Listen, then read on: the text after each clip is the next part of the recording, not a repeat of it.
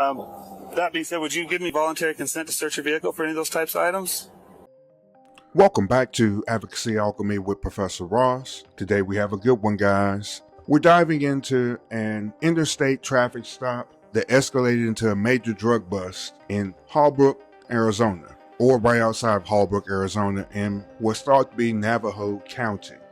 What started as a simple warning for following too closely to a tractor trailer turned into a felony arrest after a K-9 alerted and the driver's surprising confession. Stick around, this one is packed with lessons on probable cause, trafficking law, and the danger of saying too much. So with that, let's jump in. Afternoon. Hi. Do you have your license with you? I do. I have it in my purse. Okay. Do you have any weapons in the car? Oh. No? Okay. I just have to ask, it's Arizona. Yeah. Alrighty, do you have your registration and insurance? Is this your vehicle, or? Yes, it's mine. Oh, okay. You and your husband's? Yeah. Gotcha. And how do you say your name, ma'am? Myra? Myra? Alright, Myra. The reason I stopped you is a few reasons. One is you're following too close behind that semi-truck. I know he changed lanes in front of you, but you never backed off of him. And it had you at less than a second. It had you at 0.8 seconds behind him. The safe following distance is 3 to 6 seconds. Oh, I did not. Yeah, that way you have plenty of time to react in case something happens, like if he blows a tire or slams on his brakes or you have to take evasive action. It takes the average person about a second and a half just to perceive a threat in front of them and start to react. That doesn't even include the actual reaction time. Okay, so, yeah, I did not know that. I'm sorry. You're good. I'll just give you a written warning. How dark is your window tint? I don't know. When I bought the car, just got it not too long ago in August, and from the dealership, that's how I got it. Oh, really? Okay. Yeah, so I wouldn't know how. Gotcha. And then the stuff hanging from your rearview mirror is a view obstruction. You just got to take it down. Okay? I'll just give you a written warning. I'm not going to give you a ticket. Oh. There's not going to be any points or fines on your license, okay? If you just want to step back with me, we'll get it knocked out real quick. Get out of the car? Yeah, go ahead and come on back with me. Go ahead and stand by the tire so I don't hit you with the door there. Where's your son at? Sorry? Where's your son? Down in here in... I don't know the name of it. That's the dad just moved over here, so I just have to... The dad what? Well, the dad won custody of the kids, so now they're letting me get my kids every so often, whenever he wants. So he's giving me it for a week. Oh, okay. Yeah. So where's the dad live? I don't know the exact address. I'm meeting him at a point. You're meeting him at a point? Yeah, he doesn't want me to know his address. He doesn't want you to know his address? No. Sorry for the word, but he spits it to me. Oh, really? Mm-hmm. Where does he, what city does he live in? This is an H code. I'm 15 minutes. Holbrook? Holbrook? Yes. It's about 20 minutes from here. He lives in Holbrook? Mm-hmm. What's his name? How long has he lived in Holbrook for? They probably moved in a couple of months ago. I don't know exactly how long. Oh, really? Mm-hmm. Okay. What's your son's name? How old is he? 15. 15. Is he going to Holbrook High School then? Yeah, I'm assuming. You're assuming? Yeah. How come you don't get to see him very often? Because he got full custody. Why did he get full custody? When we went to court, because we got custody when we were living, well, he was living down in Visalia, myself as well, and then I moved after he got the custody. But when we went to the court, the judge never gave me why. Oh, really? Yeah. Where did you guys go to court? Visalia. What's that? Where? In Visalia? Visalia, California? Mm-hmm. Oh. He was in the military, so I don't know if it was because of that. 1:35. So are you just picking him up and leaving, or? Yeah. And where are you guys headed back to? To LA? To Los Angeles? Yes. And how long are you going to have your son for? A month. A month? What about school? Well, they're out for vacation. They're out for vacation right now? Well, that's what he told me, that he was going to give them to me for a month for vacation. Okay. So where are you supposed to meet? Sorry? Where are you supposed to meet to pick up your boy? If you just come up over here, that way I can talk to you. I'm not sure. I think it's like, I don't know if it's like a stop. Oh, really? He just gave me the address. We don't communicate much. I just communicate with his wife. With his wife? Yeah, we don't talk. Because if we talk, it's not going to be civil. Oh, okay. I'd just rather do that. So how long are the kids on break for? Till January? Till January? Mm-hmm. When did you leave Los Angeles? This morning. Oh, really? Yeah. What time? Around 3-ish. 3 in the morning? Yeah. To get here, because Did you drive straight or what? Oh, well, I stopped at gas stations. Did you? Oh, I mean, did you stop to sleep at all or? No, well, I live there, and I just woke up at 3. Oh, okay. And at 3:45, I think, or so, that's when I hit this way. Gotcha. Yeah. So, Maya, I just have a quick question for you. Out here on the interstate, we have people that haul and transport illegal contraband. You don't have anything illegal in your car, do you? Any weapons or explosives in the car? Any guns? No. Any bombs? No. Any bazookas? No, what would I have? Any dead bodies in the car? No. Okay. In the state of Arizona, marijuana is legal up to an ounce. Do you have any marijuana in the car? I don't use drugs. You don't use drugs at all? Okay. Any methamphetamine in the car? Cocaine? Heroin? Fentanyl or fentanyl pills? Any prescription drugs you're not supposed to have? No. How about identity theft items? Do you have any identity theft items in the car? Any identity theft making machines? Anything like that? Okay. That being said, would you give me voluntary consent to search your vehicle for any of those types of items? Yeah? Okay. Let me just get a consent form really quick. 430 consent to search. Negative, valid, 10-4, my MDT is down. Also be advised, consent to search.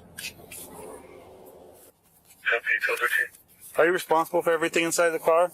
Anybody ask you to bring anything up here to take to anybody? They did? What do you have in there? I don't know. You don't know? Are you being paid to drive something up here? Yeah? I didn't get paid yet. You haven't get paid yet? Okay. What's in the car, Amira? I don't know. You don't know? Is it illegal? Pretty much. Okay, if you don't know what it is, how do you know if it's illegal? Well, if it's something I'm not supposed to drive. So you're not coming up here to pick up your son, is that what you're telling me? Okay. I kind of figured because Holbrook is not out of school yet. I know. Okay. I don't know what it's saying. Okay. I just watched our school resource officer go to work today. Okay. So are you telling me that there's Yes. drugs in the car? Okay. What do you have in there? I don't know what it is. You don't know what it is? Okay. All right. Just hang tight for just a second, okay? So that being said, I'm just going to go ahead and walk my dog around the car really quick, okay? It's in the back seat. It's in the back seat? Okay.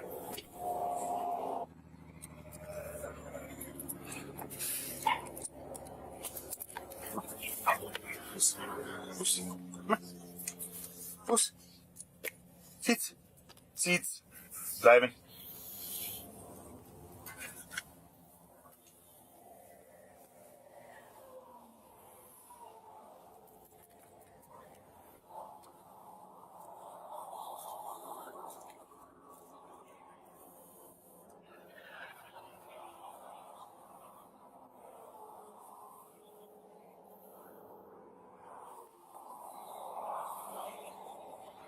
Boy, come on. Good boy. Good boy. Good boy. Come on. Push. All right, Mara, so the dog did alert to your vehicle. He's trained to detect the odors of marijuana, meth, cocaine, heroin, and fentanyl. That alert does give me probable cause. And the fact that you've told me that there's something illegal in your car also gives me probable cause. Okay, so we're going to do a search, and then we'll go from there. Okay? Just hang tight.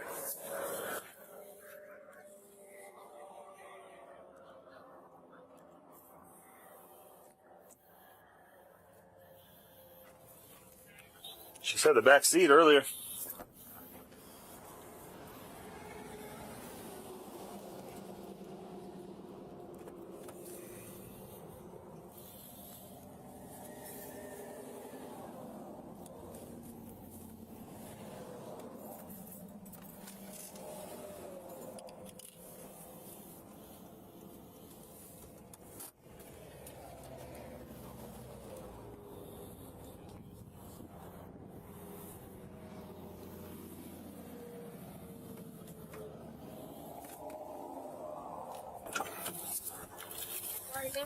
my purse, but they're hanging on.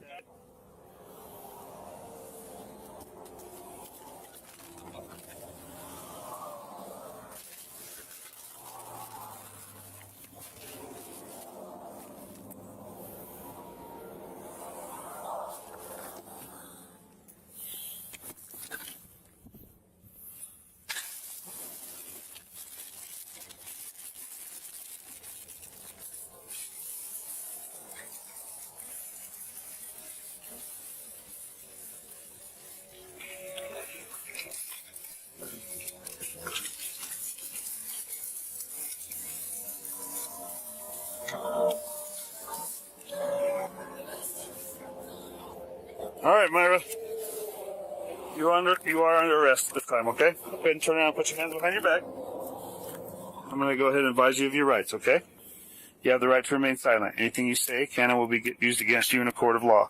You have the right to the presence of an attorney if you desire, before any questioning. If you cannot afford to hire an attorney, one will be provided to you free of charge. You can decide at any time not to answer any questions or make any statements. Bearing that in mind, do you understand your rights? Need a verbal yes or no? Okay. Indicated yes. Okay, so here's what we're going to do. We're going to go back to our office and we're going to process this. We're going to have some people that come and talk to you, okay? Is there anything else in the vehicle other than... How much are you being paid to transport that? 25. 25. Okay, and where are you supposed to take it? Where I told you. So where you were supposed to meet your son? The GPS is it's still in the car. Okay. So I'm going to have a deputy come over here to transport you. We're going to transport this over to our office and we'll process it from there, okay? Do we have another unit coming? Did you already call for another unit? Yeah, they're ready to go. Okay.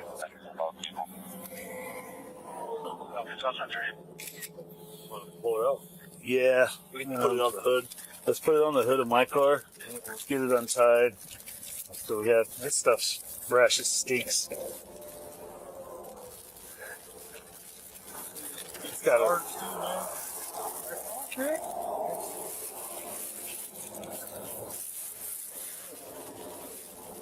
So where did you guys get the encounter right now? What you guys find? So we found a large quantity of methamphetamine. Our driver has admitted that she was being paid.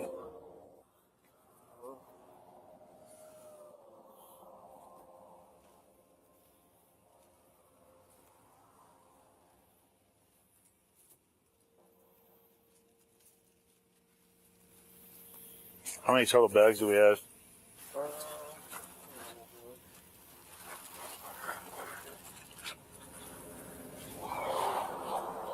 10, 15, 20, 25, 30. 30? Yeah. If I'm going to guess, probably a pound a piece. Probably. Mary, I just have to take your photograph, okay? Can you load it back up? High quality, high grade.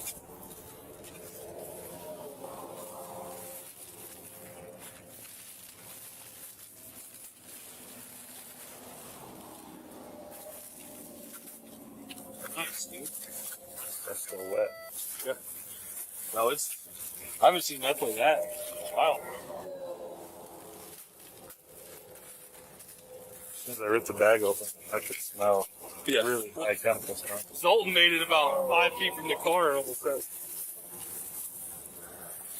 Yeah, he hit that back. The bumper snipped it, sat right down. So, you want me to put this back in there? Or? yeah, I'm going to reward him really quick.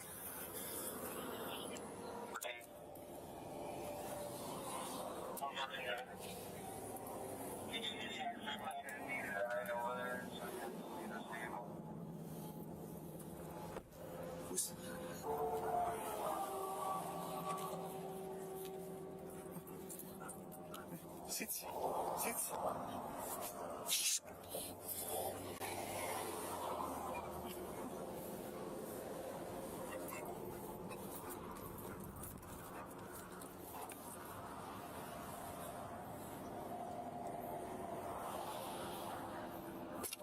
Woo.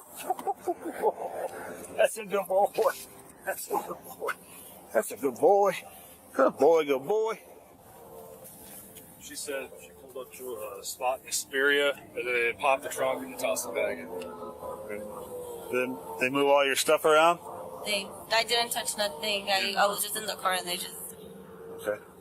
How did you get approached to do something like this? Well, they knew I needed to need to. These are tight?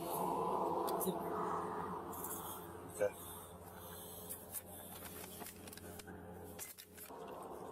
How many trips have you done like this? One. One? Before this one? Yeah. Where did you go on that one? Right there close by. Oh, in California? Yeah. Okay. How long ago was that? Sorry? How long ago was that? Oh, that would maybe... How much did you get paid for that one? 1,000. I know. All right, looking at the laws that are active here. We are in Arizona, so let's look at the Arizona law. That's at the Arizona Revised Statutes, section 13-3407. This is possession of dangerous drugs for sale. This law says, it's a crime to knowingly possess a dangerous drug for sale, transport it for sale, or offer to transport those drugs. Here, methamphetamine is especially classified as a dangerous drug under Arizona law. If the quantity exceeds the statutory threshold of 9 grams, the offense becomes a Class 2 felony. The penalty for a first-time offender ranges from 5 to 15 years in prison, while aggravated terms are possible for repeat or gang-affiliated offenses. In this case, the driver was allegedly transporting roughly 30 pounds, which is far above 9 grams threshold. Next we have section 13-3408, and this covers the possession or the transportation of narcotic drugs, which includes heroin and fentanyl. Although the primary substance found was meth, the K-9 was trained to detect narcotics. So, this charge could apply if heroin or fentanyl were discovered as part of the haul. Possession of narcotic drugs for sale and transport is also a Class 2 felony. This carries a very similar range as the statute we talked about first, and it's 5 to 15 years in prison. All right, we also have to consider the Arizona Revised Statutes, section 13-2310. This law deals with fraudulent schemes and artifices. This law makes it illegal to knowingly engage in any scheme intended to defraud another or to obtain the benefit by false pretenses. If the driver knowingly participated in the broader trafficking network or concealed the nature of her transport through deception, this could apply. This is also a Class 2 felony, but it's punishable between 3 and 12.5 years for a first-time offender, but that goes up higher if there are certain aggravating factors. Next we have 13-3883. This law codifies the ability for police officers to make an arrest without a warrant when they have probable cause to believe that a felony has been committed. In this case, the deputy lawfully escalates the stop after gathering indicators such as inconsistent statements, nervous behavior, and finally a positive K-9 alert. Once the driver admitted she was being paid to transport something, probable cause was solidified, making the arrest lawful under Arizona law. All right, so with that, let's move into the evidentiary standards because they still apply no matter what type of case we're talking about. In law enforcement and the courtroom, there are 6 main evidentiary standards that guide what actions can be taken and what conclusions can be drawn. Let's apply them directly to this case. Now, we start always at the bottom, so at the bottom, there's mere suspicion. This is simply a hunch or a gut feeling, and it's not enough to justify a stop or a search on its own. In this case, the deputy may have initially felt that something was off based on the driver's demeanor and the vague story that she gave, but that alone wouldn't justify a search. Next, we have reasonable suspicion, which requires specific and articulable facts suggesting that a person is involved in criminal activity. The traffic violation for following too closely combined with the inconsistent travel details and signs of nervousness gave the officer reasonable suspicion to continue the stop and bring in the K9. That standard is what legally allowed the extension of the detention. The next level is preponderance of the evidence. And that simply means it's more likely than not that a fact is true.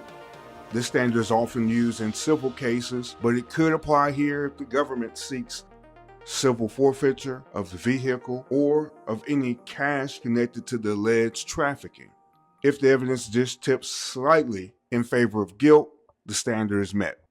Next, we have clear and convincing evidence. All right, this is a higher standard and it requires that the claim be highly probable and reasonably certain. This might come into play if the defense argues that the suspect had no knowledge of the drugs in the vehicle. The state would need to show through statements, conduct, and other facts that she knew what she was doing and wasn't an unknown courier. Now remember, it takes about 75% of the evidence in your favor to meet this standard. This also comes up in administrative hearings. It comes up in certain fraud instances. It also comes up in family law cases. Finally, we have beyond a reasonable doubt. This is the highest standard in our legal system and it applies in every criminal case. To convict the driver of trafficking, the prosecution must prove she knowingly transported the methamphetamine and intended to receive payment. Her own statements, the weight of the drugs, and the concealment method will all be used to meet this burden. Remember, beyond a reasonable doubt simply means that there is no other logical conclusion besides the defendant being guilty of the crimes alleged. Now imagine you're sitting in the jury box. You, 11 other people, you've heard the testimony, you've watched the body cam, and you've reviewed all the evidence. The driver says she was headed to Arizona to pick up her son, but couldn't name the town. She claims she was just doing someone a favor. Yet she also admits she's expecting to be paid $2,500 for making this trip. Then she says she doesn't know what's in the car, while also stating she hasn't been paid yet. Now, as a juror, would any of this strike you as believable? Or was it simply damage control? Think about the way she answered the questions. Did she seem nervous because she was innocent or because she was caught? Now your intuition might be telling you something's off, and that's what that little feeling is for. Especially when you're dealing with people who might have rehearsed their story multiple times, or when someone is omitting just enough to protect themselves. It really plays a real role in assessing a person's credibility. Now, apply that same intuition to these facts. The K9 alerted to the car. The drugs were hidden, but in a location that was accessible. She gave no plausible explanation for why she'd take a long interstate trip for someone she barely knew, with no knowledge of the contents of the vehicle, and no clear custody agreement in place. So your question, would you believe she was an unwitting participant? Or was she trying to play both sides? Now, jurors are allowed to assess not just the facts, but the behavior, tone, and the logic behind the testimony. You're not just listening for lies, you're also evaluating the whole story. So I ask you, based on what you saw and heard, would you convict Myra of trafficking drugs? Let me know in the comments, guilty or not guilty. Okay, let's not sugarcoat anything. Transporting 30 pounds of methamphetamine for $2,500 isn't just illegal, it's absolutely foolish. That kind of decision doesn't show hustle or loyalty. It shows a complete misunderstanding of the risk, law, and consequence. The driver was facing a Class 2 felony, carrying between 5 and 15 years in prison just for one run. And based on her own words, this wasn't even her first trip. This case is a perfect example of how fast things spiral. One moment, you're getting a warning for a traffic violation. The next, the dog hits on your car. You slip up and say too much, and your life changes in the span of 10 minutes. She wasn't caught because of some elaborate surveillance operation. She was caught because she couldn't explain where she was going, she gave up too much information, and made a bad choice just to begin with. It also shows that law enforcement, when using proper procedures like articulating reasonable suspicion, deploying a trained K9, and documenting a confession, can build a solid case without ever raising their voice. But what really closed the door on her freedom was her own mouth. Had she stayed silent or asked for a lawyer, things may have gone differently. Instead, she talked herself straight into a prison sentence. So, here's the takeaway. Don't risk your entire future for a few $1,000s. That $2,500 might cover rent for 1 month, but it won't come close to buying back your freedom. If this made you think twice or helped you understand how the law really works, leave a comment below. Would you convict? Would you have stopped the search earlier? I want to hear from you. Remember, this is Advocacy Alchemy, and I am Professor Ross. I'll see you tomorrow. Everyone have a good day. It's Monday, I know. Everyone be safe out there. Please subscribe to Advocacy Alchemy for more lectures from Professor Ross.